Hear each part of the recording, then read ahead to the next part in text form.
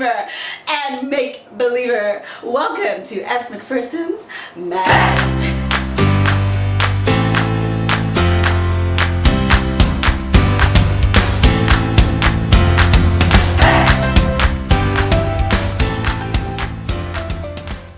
In today's video, I am finally going to tell you my thoughts on the books that I have munched since the summer until today. So that is including the books that I read in June, July, August, and September. So I should have read 12 books. I am 2 books behind schedule, but I did manage to read 10 books. Now, because there are so many books to tell you about, I am going to keep the reviews short and sweet, but of course you can go to my books to munch video to know more about the book itself, and of course check them out on Amazon or Kobo or wherever you like to buy your books. So starting with one of the books that I read earlier in the summer, it was Tower of Dawn by Sarah J. Maas, which is a part of the Throne of Glass series, but it is a spin-off novel that will eventually tie into the main series, but at the minute it's just a spin-off. So I gave this book a 5 stars. It is fantastic. It follows Kale Westfall, who is a character from the Throne of Glass series, but also follows a few new ones, of course, because it's a spin-off. So there's new characters that we can get to know and fall in love with. I really thoroughly enjoyed it. As I've said before in previous videos, I do not love the Throne of Glass series as much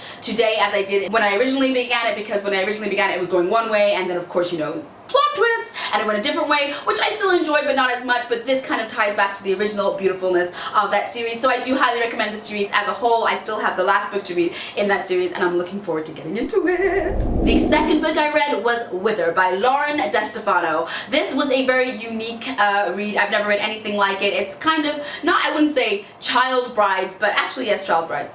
And it's in a world where the young are dying from a plague. So basically, whilst they try to work on an antidote for this plague, they are forcing the young to have children and continue the generation. The main character, I think, is 17, and of course she wants to get out of this horrible life. So it's very, very unique, very interesting. I gave it a 4 stars. Some parts of it were very slow, and I kind of wanted more to happen, but on the whole, it was not bad at all.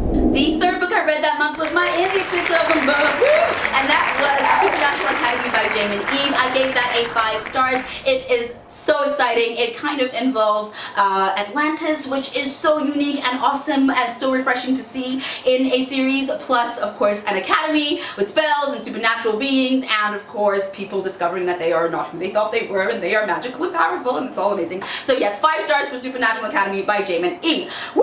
On to the next book. This takes us to July, and the book that I am blaming for being 2 books behind on my TBR, because it is like 5 books in one, and that is Iron Gold by Pierce Brown. So this is a continuation of the Red Rising trilogy. So again, you can read the Red Rising trilogy and just stop there and it's amazing, or you can read this kind of continuation, well, it's a definite continuation, that is years later after that series. I am really, really glad that I read it. I gave it a 5 stars. It is intense, and there is a lot going on, and there were more things happening. It was so great to see a lot of the old familiar characters and what they're up to now, and some things were great and some things were not so great. But it's okay. So I could have lived without knowing this. I could have lived with just reading the trilogy, but I am glad to know what happened. Yeah, really highly recommend the Red Rising trilogy, and this, it is a sci-fi awesomeness with great characters. Then I went to Wind Witch by Susan Dennard, which is the second to Truth Witch, which is a book that I absolutely loved and could not put down. This was sadly not as good as that one. I gave it a 3.5 to 4 stars. It was great seeing a lot of the characters, and it did feel like a setup book, so I feel like a lot was being put into place in this book to kind of kick off in the next one, which I can't remember what's that called. I can't remember what that's called. But it definitely had vibes of putting things in motion, so I am interested to see where this series goes, so I will probably pick up the 3rd one. And my indie pick of the month for July was Sea of Darkness by Rebecca Hamilton and Isadora Brown. It was my first time reading books by these authors, so I was really excited to get into it. I gave Sea of Darkness a 4 stars. It involves pirates and shades and shadows and all this creepy, intriguing stuff. There's a lot of intrigue and mystery at the start of this book that continues throughout, and yes, it is just a world of deception. I then went to one of my all-time favorite authors who never ever disappoints, and that is V.E. Schwab, and I read Vicious. Oh my goodness. So this book is very different to any other book I've ever read in terms of the way that it's written, with a lot of flashbacks and point of views and just all around awesome goodness. It is basically 2 villains, but they're not villains, they're just normal people, but of course it just gives you a really great look into the villain psyche, and then of course you end up rooting for one villain over the other villain. You're like, but you're also bad, but I like you, why do I like you? And then I thought you were actually the good guy, but you were also a villain. It's just amazing. I fell in love.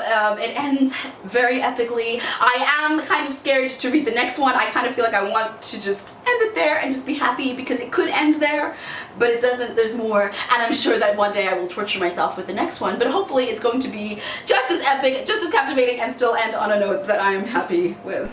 I then read another book by another favorite author of mine, and it is also a continuation of a series, or kind of a spin-off, Tower of Dawn sort of thing of a series, and that was King of Scars by Leigh Bardugo. It is connected to the Grisha trilogy, but also connected to the Six of Crows trilogy, where she did some awesome overlapping things, so we see so many of those familiar characters in this book. I give this book a 3.5 to 4 stars. It was so amazing to see so many of the characters and how they are all interacting with each other now, and what is going on since the ending of those series. So I've read a lot of spin-off series, actually, the Iron Gold and this one and Tower of Dawn, but anyways, the main story of this follows Prince Nikolai, or rather King Nikolai, and thoroughly enjoyed it. So nice to see familiar characters, and just the ending of this book. The ending of this book, the next one's gonna be pretty intense. It's gonna be pretty intense.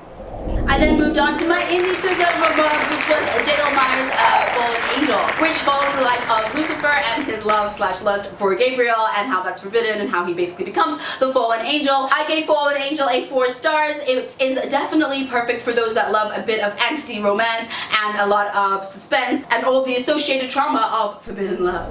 And the final book that I read, which again is by one of my favorite authors, was Gathering of Shadows by V.E. Schwab. This woman can do no wrong. So needless to say, I gave it a 5 stars. This is the sequel to A Darker Shade of Magic. I am so looking forward to reading the third in this series called Conjuring of Light. It follows life of Cal and Lila Bard, and they are all amazing, and I have nothing else to say. Just read it. Just read this series. It is amazing. And that is all, at last and finally, the books that I read in summer until today. And as always, thank you so much for watching this video. If you enjoyed this video, then please give it a thumbs up/like. And if you like all my other videos, then please subscribe/follow. And that is all for today. Until next time, I'll see you. Bye!